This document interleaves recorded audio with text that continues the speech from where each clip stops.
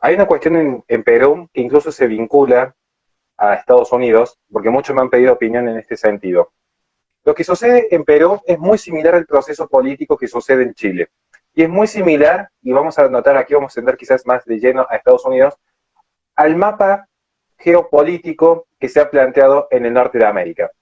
Porque si uno se fija, estas revueltas que han originado un caos político, desde Black Lives Matter y los grupos Antifa, hasta las revueltas estudiantiles que se vieron en una revolución molecular en Chile allá por el 2019, con los actuales acontecimientos de la masa de protestantes, van a notar que hay una serie de características que incluso se vienen arrastrando ya desde pareciera ser una suerte de herencia cultural de los jacobinos. Una pequeña parte de la sociedad aburguesada, una pequeña parte de la sociedad ilustrada, que está en búsqueda de este cambio constante y están en búsqueda de esta idea del progreso indefinido y la constante insatisfacción. Pero ¿dónde hay un quiebre? Porque es necesario marcar un quiebre. En esencia sería un error teórico plantear un paralelismo entre jacobinos, aunque los pueda haber, Ujú. y en todo caso con las revoluciones actuales. Y acá vamos a entrar yendo, vamos a ver ciertas características propias incluso de los votantes de Biden, que comparten ciertas características con lo que sucede en Perú o en Chile, que es la Ya. siguiente, o al menos es mi lectura en este punto. Van a ver que a diferencia de esa izquierda tradicional, que es un poco lo que intento expresar en la reflexión de hoy día, esa izquierda tradicional, que parecía ser como un punto culmine de una modernidad ilustrada, de un modernismo que tenía un proyecto positivo, entiende ese proyecto positivo no en cuanto a las bondades de dicho diseño, sino en cuanto al fin último de alcanzar un paraíso terrenal, alcanzar un puerto al cual aspiraba aquel líder mesiánico. Sin embargo, hay una ruptura a mitad del siglo XX con la aparición de la posmodernidad consolidada, donde los proyectos de la izquierda, lo que ahora se denomina nueva izquierda, ya no es ese proyecto positivo de un marxismo ortodoxo, sino que es la deconstrucción por la deconstrucción misma, y tal como lo plantea Herbert Marcuse, es la revolución permanente. Por eso mucha gente se ha sorprendido, y a mí realmente me ha llamado la atención, cómo ciertos analistas políticos planteaban de repente la sorpresa por ver que el propio Congreso, que había puesto una masa de votantes recientemente, con la anuencia de Vizcarra al poder, de repente en tan solo unos meses ya estaban disconformes y volvían a generar revueltas buscando la extirpación de dichos órganos políticos.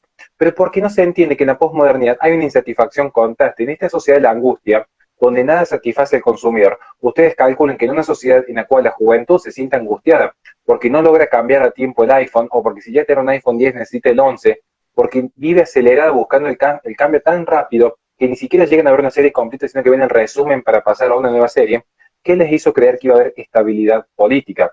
Lo que sí yo voy a marcar, y ya con esto cierro mi introducción para pasar a la cuestión de fondo con Biden, es la siguiente. Muchos creen, y acá hay que retomar siempre el profesor Ranzo Bastos, que finalmente el tiempo le dio la razón, que este progresismo viene como a atacar las bases del modernismo. Yo creo que en todo caso lo que hace es profundizarlas. Porque si uno ve lo que es el proceso constitucionalista del siglo XVIII, donde un grupo de personas se establecían en un papel escrito cuáles iban a ser las máximas de la vida, la libertad y la propiedad privada, lo que está sucediendo ahora es que un grupo de personas vienen a plantear su interpretación de lo que es vida, libertad y propiedad privada. Es decir, este lado B del constitucionalismo, quien cambia la constitución cambia la norma de clausura. Y estas constituciones son, por esencia, definiciones en torno a mayorías circunstanciales. De hecho, no hay ninguna constitución pétrea actualmente en el mundo. Por eso hay que tener ciertos cuidados con enarbolar en forma dogmática el constitucionalismo y el contractualismo, porque de hecho el contractualismo es el germen de aquello que se gestó justamente con Rousseau, pero que luego se ha infundado en el mundo y actualmente estamos viendo las consecuencias. Me remito a casos concretos como el de Chile o Perú. Porque yo sé que alguno va a decir, no, porque esa constitución en realidad es progresista y marxista y nosotros tenemos una constitución liberal, moderna y de avanzada. Y de hecho, la Revolución Francesa, los liberales estaban a la izquierda y son los que promueven justamente una constitución para salvaguardar esa propiedad privada que tanto beneficiaba a cierta burguesía. Un simple dato de color, esto es historia. Luego cada uno tendrá sus interpretaciones. Perfecto, perfecto. No sabía que en este momento se está viendo algo muy similar en Perú, o sea, comparado con lo que sucedió en su momento en Chile, ¿no? O sea, respóndeme si en este momento también se está pidiendo una constituyente allá mismo en Perú. Sí, ¿Sí? se está gestando movimientos que están pidiendo aprovechar este caos político para solicitar una reforma Se constitucional. me hace, De hecho, se me es hace- una de las consignas por las que se marcha. hay un escolio, no sé si conoces a ese autor llamado Nicolás Gómez Dávila, que Un habla gran precisamente, reaccionario. hay un escolio precisamente de él que habla sobre la Constitución y menciona que las constituciones no son buenas por lo eficiente que puedan llegar a hacer en la sociedad que rigen, sino se miden es por la cantidad de tiempo que duran. Yo creo que es muy sabio Nicolás en ese momento porque, claro, él en ese momento interpretó que las constituciones eran muy volitivas, ¿no? O sea, no duraban, las revoluciones intentan prácticamente que estarla toda hora cambiando, y esa dialéctica que está en todas las capas de la sociedad, pues no permiten que haya una estabilidad momentánea, o por lo menos que perdure, sino que por el contrario, cada una de esas revoluciones impulsadas por estas dialécticas son peores que la anterior. Por eso también tenía otro escollo que mencionaba es, cada revolución nos hace añorar la anterior, precisamente porque la anterior era un poquito menos invasiva, un poquito menos cancerígena, por llamarlo de alguna forma. Y claro, o sea, como están en constante revolución, por eso es que intentan siempre acabar con cualquier rastro de ley y orden, ¿no? Cosa que, por ejemplo, en Estados Unidos, Trump se lo recalcó a Joe Biden en el primer debate, ¿no? Que él no era capaz de mencionar ley y orden, no era capaz de mencionarlo porque precisamente esto va en contra de las ideas posmodernas de las izquierdas actuales. ¿No? Ellos no quieren Y nada de además, eso. Todo lo que y es además, ley y orden, ellos es algo que precisamente tienen que atacar, ¿no? y además que hay un punto que es muy interesante, siguiendo justamente esta lectura de Gómez Dávila, que permite luego entender lo que sucede en el mundo. Por eso insisto, y algo que realmente admiro muchísimo en tu canal, que es apuntar a las ideas trascendentales, porque insisto, eso es cierto y en eso coincido con vos. Las contingencias son pasajeras, digamos. O sea, hoy tenemos un conflicto en Chile y Perú y mañana lo vamos a tener en Uruguay. Y sepan que lo venimos divirtiendo hace tiempo por cómo se armó el gabinete de la Calpou, y es una lectura aparte de realizar algún día en un vivo especial. Quiero así remarcar en Gómez Dávila el siguiente punto, que es el sentido propio de un conservadurismo más sano y más perdurable. Porque muchos me dirán, bueno, ¿qué hacemos entonces si no tenemos constitución? Bueno, miren, la humanidad ha persistido políticamente desde su origen y no ha necesitado el constitucionalismo tan ensalzado como se ve actualmente, y especialmente no ha necesitado este espíritu revolucionario propio de un mayo francés que se ha importado al mundo. Si uno se fija, nosotros teniendo desde, podemos tomar, y no me da miedo decir, uno puede tomar incluso como la Biblia, como punto de partida, podría tomar las Sagradas Escrituras, el magisterio de la Iglesia, o lo que el propio Edmund Burke llamaría aquel lazo intergeneracional. Vamos a notar que en esencia este campo empírico, en el sentido de lo que sucede en la realidad y no la abstracción racionalista, y este campo de compromisos entre las generaciones es siempre mucho más prudente que un simple contrato. Porque si yo parto de la idea del contrato social, ya estoy presuponiendo que hay una voluntad que se ata a otra voluntad y en algún momento va a haber una generación nueva, como está sucediendo actualmente, que digan, momento, yo no firmé ese contrato social, ¿por qué tendría que estar obligado a respetar una voluntad de la cual yo no he sido parte? Entonces, lógicamente que va a generarse una revolución porque están sentadas las bases. Es la idea propia de un contrato, no es contrato que sea eterno. De hecho, ahí está la gran mentira, y vamos a tomar un ejemplo concreto, cuando se nacionaliza el matrimonio heterosexual y el Estado se arroga con la potestad de grabarlo, era lógico que no iba a pasar mucho tiempo, de hecho no pasaron más de 100 años en el caso de Argentina, que se iba a permitir el divorcio, porque el contrato deja de ser un sacramento eterno a simplemente ser un contrato civil. Era Sí, lógico que sí. iba a suceder esto. Por eso quería hacer una mención de cómo, digamos, no es una crítica al constitucionalismo en sí mismo, aunque yo tenga mi visión escéptica, sino decir, hay muchas lecturas para hacer. No nos quedemos solamente en la izquierda es mala, entonces hay que volver a la Constitución de mitad del siglo XIX, porque es perderse todo el proceso que gestó y que permitió que llegásemos a estar donde estamos actualmente.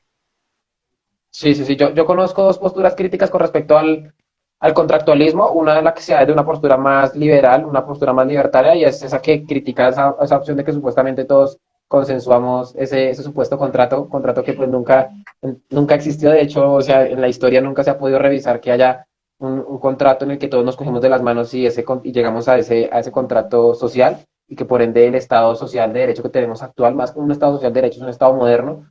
Eh, que tiene como una de sus herramientas una democracia posmoderna, ¿no? Por ahí, por ese lado. Pero esto evidentemente no ha sucedido, ¿no? Sin embargo, yo creo que por el contrario, no soporto esta teoría. Yo creo que por el contrario, lo que tenemos hoy en día ha nacido precisamente el realismo de corte afrancesado que intentaba abolir toda especie de autoridad natural e intentarla reemplazar por un intento de consenso general. Entonces, los presidentes que tenemos hoy en día, esa supuesta autoridad que tenemos hoy en día, está allí es porque nació un consenso de una mayoría, precisamente esta democracia posmoderna, y todo lo demás. Sin embargo, ha abolido lo que es una autoridad natural que en su momento llegó a ser representada por un monarca, por un líder natural, por algo que llega un momento, por una evolución natural.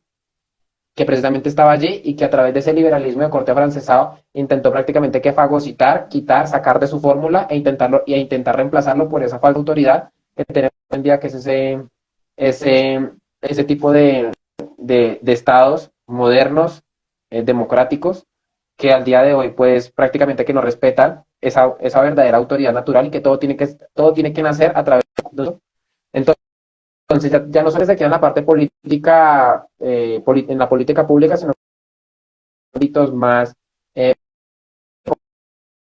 con la autoridad del padre y la madre sobre sus hijos. Ya eso también lo intentan abolir. Y de hecho esos nuevos relatos modernos y específicamente postmodernos intentan llevar prácticamente a esa emancipación del niño frente a sus padres, porque pues siguen esa misma dialéctica hegeliana en donde unos están siendo oprimidos por otros, en este caso los niños siendo oprimidos por los padres. Entonces ya no existe esa autoridad natural, sino que intentan prácticamente que desplazarla y precisamente entregarlo. Y es que no es que se desplazó y ya quedó así, ellos precisamente intentan reemplazarlo por algo que en esencia es peor, que es el estado moderno que tenemos actual y precisamente el estado postmoderno. Y aparte de eso, no solamente se quedan en ese aspecto, también no existe tampoco la autoridad del profesor ni el maestro sobre el alumno, sobre sus alumnos. Ya no tienen esa autoridad precisamente por eso, porque han también generado toda esa especie de hecho de eso lo estaba hablando hace un tiempo con mi compañero Alejandro Bermeo. Yo tengo la posibilidad de haber estudiado pedagogía y desde mi universidad, que era de corte izquierdista, se mencionaba de hecho y tenían como santo de su devoción y como Biblia a Paulo Freire y su pedagogía del oprimido, precisamente porque ellos veían que había una especie de sistema educativo opresor que estaba precisamente oprimiendo a esa nueva generación de estudiantados y de aprendientes, porque ese es el término que él utiliza, un término preciso para ellos, eh, y que precisamente también han generado dialéctica en esta capa social, porque ellos se sienten también oprimidos, están siendo supuestamente oprimidos allí, entonces intentan también abolir todo tipo de autoridad del maestro frente al alumno. Y por ende, ya el maestro no tiene una autoridad sobre él, ya el maestro no sabe más de él, no tiene más conocimiento que su alumno, sino que por el contrario, hasta el maestro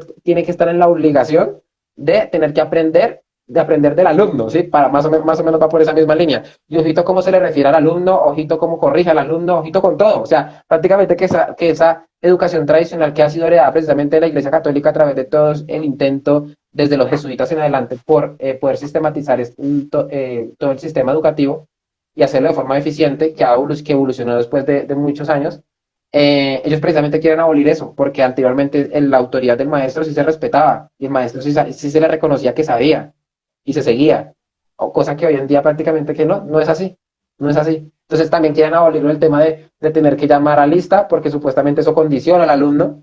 Mejor dicho, ellos han hecho una dialéctica con todo, que las notas también son opresoras porque no pueden cuantificar algo cualitativo. Mejor dicho, ellos han degenerado todo de ahí en adelante, toda una dialéctica que hasta el día de hoy intentan prácticamente abolir todo el sistema tradicional que, como digo, viene pues desde la iglesia que generó la iglesia católica y que se sistematizó con los jesuitas en adelante, ¿no?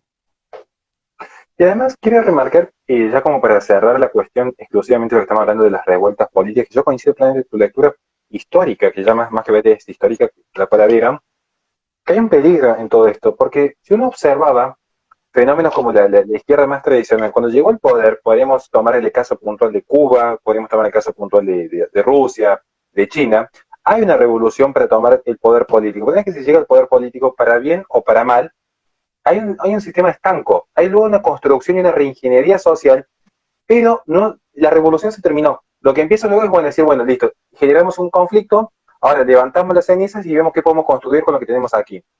Para bien o para mal, podemos tomar el ejemplo puntual de Rusia, que es como el más emblemático, pero no nos olvidemos que ha habido una serie de revoluciones de izquierda en el mundo. La revolución ya no se mantiene, digamos, ya llegó a un punto culmine. A partir de ese momento es trabajar para luego concretar ese proyecto positivo que dio lugar a la revolución. El peligro es que en esta izquierda postmoderna, y yo digo con precisión porque este New Left, no es, yo que tengo una discrepancia con los que hablan de marxismo cultural y todos saben el por qué yo tengo una discrepancia de lo que es el marxismo cultural, porque es un oxímoron en sí mismo los términos. Digo, pero en esta New Left, lo que sucede es que aunque llegasen al poder, supongamos que le diésemos a Black Lives Matter el poder, se lo diésemos a la gente que está revoltosa en China en este momento o en Perú, si lo diésemos a los demócratas, que de hecho van a ver que si llega, esperemos que no llegase a suceder, no estaría en un sistema de decir, bueno, llegamos a un punto de orden y a partir de ahora empezamos a construir. sino que volverían nuevas revoluciones y nuevas revueltas violentas, porque ya de repente no sería que está, por tomar un ejemplo puntual, están la etnia negra en el poder. No, ahora tiene que ser la etnia negra y transexual del poder si no hay una opresión. Entonces vamos a marchar todos por los marginados, tal como lo plantea Marcuse. Entonces, siempre va a haber un marginado, porque es la historia misma de la humanidad, ya está escrito en las Sagradas Escrituras, siempre va a haber un marginado en el mundo. El problema del germen humano, digamos. Entonces, como siempre va a haber un marginado, siempre va a haber una excusa para una nueva revuelta violenta, porque encima tiene esta característica que es propia del Mayo francés. No es una revuelta intelectual, no es una discusión de café como lo podría tener yo con mi amigo Giraldo. Es siempre una revolución violenta y en nombre de los marginados. Entonces, por más que se le diera el poder a esta gente, aún así tendrían conflictos. Aún así la sociedad estaría en vilo por fuera de lo que es la ley y el orden. Naturalmente se haría así, porque así están sentadas las bases del Mayo francés en adelante.